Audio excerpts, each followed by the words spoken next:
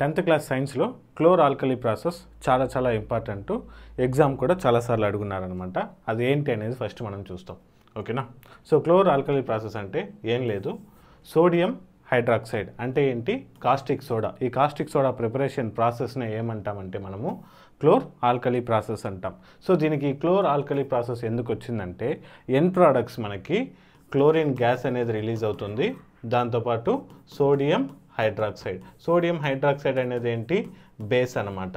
ఏ base అయితే completely soluble అవుతుందో అలాంటి బేస్ మనం ఏమంటాము, ఆల్కలీ అంటాం. సో ఈ ప్రాసెస్లో మనకి క్లోరిన్ గ్యాస్ ప్లస్ ఆల్కలీ రెండు ఎన్ ప్రోడక్ట్స్ కాబట్టి దీన్ని క్లోర్ ఆల్కలీ ప్రాసెస్ అన్నారు. దీని యొక్క మ్యానుఫ్యాక్చరింగ్ చూద్దాం.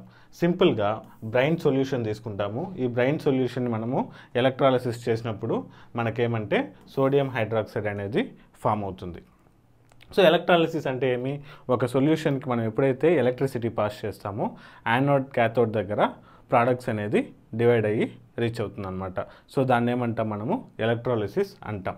ఓకే, సో ఈ ప్రాసెస్లో సోడియం క్లోరైడ్ ఉంది. సోడియం క్లోరైడ్ మనం ఎప్పుడైతే వాటర్తో రియాక్ట్ అయ్యి ఏం ఫామ్ అవుతుంది, సోడియం హైడ్రాక్సైడ్ అనేది ఫామ్ అవుతుంది.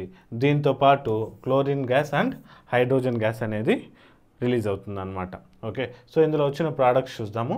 క్లోరిన్. సో క్లోరిన్ గ్యాస్ అనేది ఎక్కడ కలెక్ట్ అవుతుందంటే యానోడ్ దగ్గర కలెక్ట్ అవుతుంది.